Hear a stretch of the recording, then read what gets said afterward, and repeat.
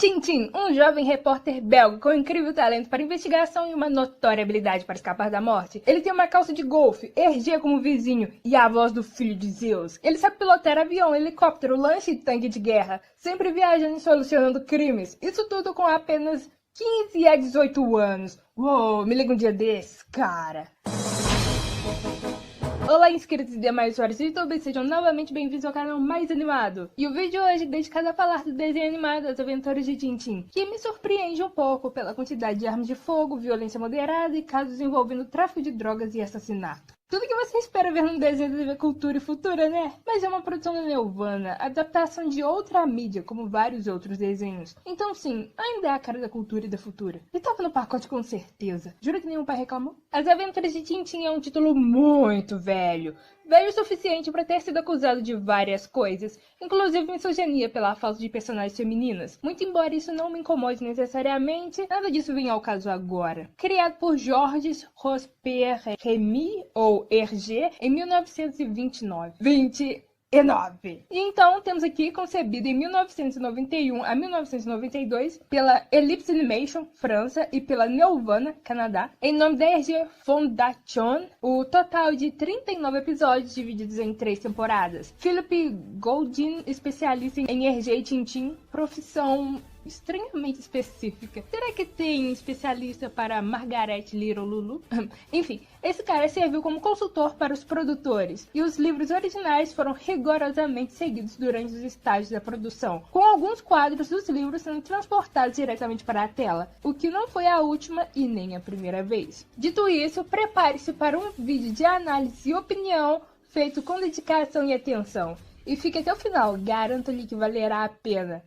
Valerá a pena? Que expressão é essa? É como se alguém fosse condenado e a pena valesse o sacrifício. Não será nenhum sacrifício se você prestar atenção direitinho aqui. Tintin, supostamente um repórter morando sozinho com seu cachorro em um apartamento na primeira metade do século XX, que tem como vizinho easter egg barra homenagem de seu próprio criador em vários episódios, sempre entra em uma aventura excitante. E não porque ele ocasionalmente cai nelas, mas sim porque ele vê algo suspeito e insiste em ir atrás. Porque se não fosse, provavelmente ele teria algum tipo de alergia. E isso leva para outros cantos da Europa, países árabes, para as Américas. Ele é corajoso, cauteloso, tem a engenhosidade e ainda uma pitada de sarcasmo.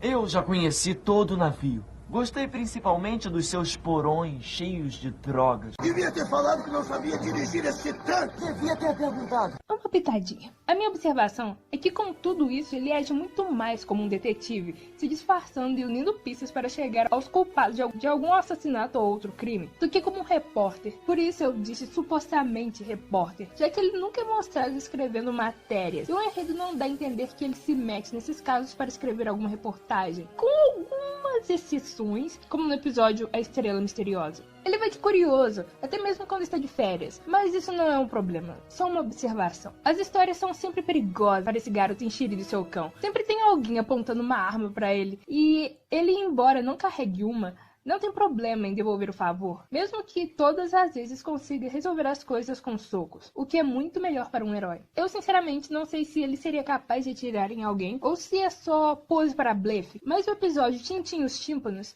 ele ajudou o líder de uma revolução e insistiu para que não houvesse derramamento de sangue. Ele nunca fica com as armas, é como se ele apontasse só para não deixar os bandidos fugirem. E às vezes que ele atirou, não tem certeza se era para acertar ou só para assustar.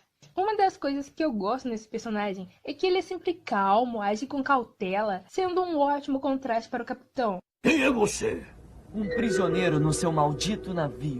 Quem fala o que quer, ouve o que não quer. E já chegamos lá. O personagem já age desse modo, porém a dublagem é maravilhosa. O dublador tem uma voz deliciosamente doce, o que me fez querer ouvir o áudio original, que é em inglês. E o dublador também é calmo, porém a voz é um tanto mais viva, We'd better contact the police. me fazendo concluir que a dublagem BR acrescentou uma camada a mais de tranquilidade nele. Mas não pense que ele não consegue gritar quando precisa, e sempre é preciso, já que Tintin é alvo de balas, bombas e atropelamentos muitas vezes. Tanto que o rapaz foi para o hospital em mais de uma ocasião durante o desenho, tirando então aquela sensação de protagonista invencível e insuperável. Mas ele sempre fica bem, é claro. Porém, em algumas ocasiões ele precisa ser salvo por outra pessoa, mesmo que ele seja muito independente e ácido. Com seu cão Milu, é amoroso e fiel, não poupando esforços para salvá-lo. E o cão faz exatamente o mesmo. Esse cãozinho branco é tão pequeno e fofo que parece um cachorro de Patricinha. E o Tintin tem roupinha pra ele?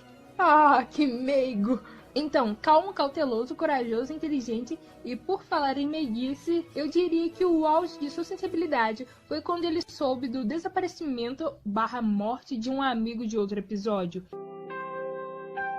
Shang, meu pobre amigo Shang. Indo cheio de determinação e perseverança atrás dele, motivado inclusive por um sonho de que ele estava vivo. Um personagem realmente cativante e que realmente te dá vontade de acompanhá-lo. Agora, uma outra observação, se me permitem, é que fora os disfarces e as roupas tradicionais de outros países, a animação aqui deu uma boa variada no guarda-roupa dele, além daquele suéter azul. Tá bom que às vezes só muda a cor, mas é um detalhe muito legal, lhe dando algumas trocas de roupas. Capricho, gente, capricho. Capitão Haddock. O capitão do Carabujan, quando o Tintin o conheceu, era um bêbado, que com um pouco mais de tempo de tela naquele episódio, eu acrescentaria deplorável a descrição. Estava sendo enganado por seu homem de confiança do navio para que a embarcação traficasse ópio. Ao conhecer o repórter e ser jogado numa série de acontecimentos, tornaram-se amigos, e ele até prometeu não beber mais. E quando sóbrio, mostra que sabe pilotar um navio. Doc é um homem adulto, praguejando a todo momento é escandaloso e às vezes até inconveniente.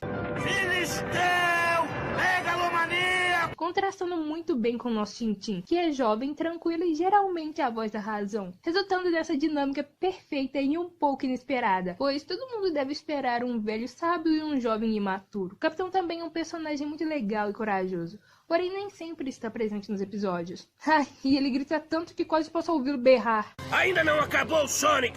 Há ainda alguns outros personagens com menos aparições, mas que se repetem em um episódio aqui ou ali. Detetives do Pom e do Pom. Gêmeos incompetentes que já aprenderam Tintin mais de uma vez, mesmo que esse nunca mostre ressentimentos. São comumente mostrados fazendo a mesma coisa e sendo atrapalhados para o alívio cômico, não muito cômico na minha opinião.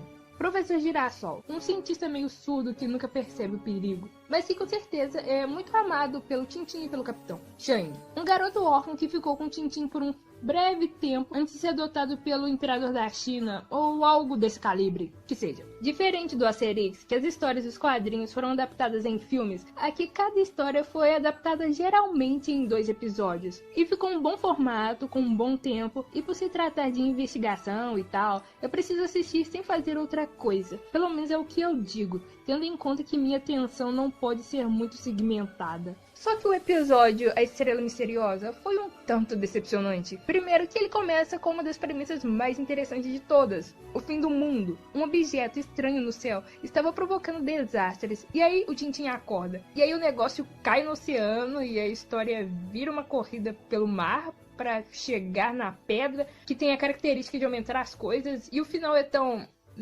que nem explica que diabos é aquilo e por que os dois não aumentaram também. E nem tem parte 2. Parece que emendaram 2 histórias interessantes, fazendo uma inconsistente de conclusão inacabada. E sério, se o episódio mostra que tudo que tava no pesadelo do Tintin realmente tá acontecendo, é porque aconteceu. Então, como é que ele saiu de onde ele tava e acordou em casa? Tipo, também não é incomum ele sempre ficar desacordado e acordar em um lugar estranho também. Ele acordou em casa. Tintin está sempre metido em tramas políticas, assuntos envolvendo golpes de estado e possíveis guerras. No episódio Perdidos no Mar, parte 2, apresenta o tráfico ilegal de refugiados. Não é o tema do episódio, mas apresenta essa questão. Tem muitas coisas acontecendo nessas 2 partes.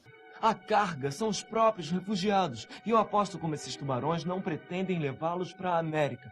Eles já receberam até o dinheiro. Enfim, um crime que transporta pessoas por uma fortuna em condições desumanas. Mas o que esses desesperados vão fazer? Ficar na sua terra miserável ou tentar da pior forma possível escapar dela? Enfim, é um crime, tá bom? De toda forma, as histórias têm esses temas políticos, mas ao menos não são apresentados de maneira chata e tediosa, a ponto de fazer você revirar os olhos. E apesar de alguns países não terem seus nomes reais, esse mundo está longe de ser super fictício, místico e precisar usar analogias fantasiosas. E eu prefiro mesmo quando não fazem isso. Só manda ver! Tintin, você cuida do rádio! Scott, você assume o leme! Aí, eu falei que o capitão é competente quando ele tá sóbrio. E ele tá sempre sóbrio, na verdade, tá? Não é como no filme. Que ele tá sempre comicamente atrás de bebida. Quanto às armas, isso não me incomoda e adiciona o fator perigo e realismo. Nossa, eu nem consigo pensar nisso com armas de laser. Seria ridículo. Só espero que ninguém tenha sido burro pra querer pegar uma arma por causa disso. Quanto à violência, ninguém realmente é espancado ou morto a olhos vistos, tipo Dragon Ball. E é óbvio, não tem sangue. Já as drogas ilegais são mostradas em contexto de contrabandos que devem ser impedidos. E mostradas mesmo elas não são só citadas.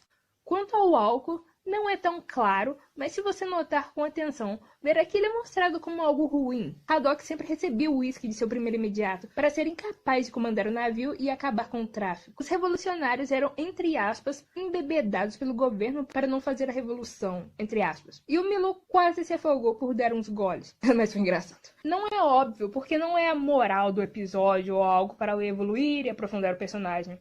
Só está lá, se você notar. Eu, então, recomendo que você assista ou reassista essa animação e apresente para suas crianças. Provavelmente é necessário você ver com elas e fazer algumas observações se for uma criança novinha ou burra. Sendo assim, aproveite esse magnífico pedaço da cultura pop europeia. A abertura remete a quadrinhos, dependendo da variação. Sua música grita aventura e perigo. A trilha sonora é competente, os traços são simples, porém bonitos e fiéis, enredos interessantes que me fizeram querer ler as HQs, mesmo que provavelmente vai estar tudo igual. Torna-se mais interessante se você gostar de Júlio Verne, e que eu apenas chuto que o autor teve influência de Verne em sua obra, e a dublagem é ótima. Que só vacilou em não dublar as recapitulações dos capítulos anteriores na primeira temporada. Em resumo, assistam, é bem fácil de achar, graças a Deus. Você consegue achar a série completa, com episódios completos, dublado, com áudio em boa qualidade. Acho que esse vídeo ficou comprido. E olha que eu nem falei do filme de 2011, ou da animação anterior, ou do live action dos anos 60, ou do stop motion de 1945. Então esse desenho é tipo um reboot? Durma pensando nisso.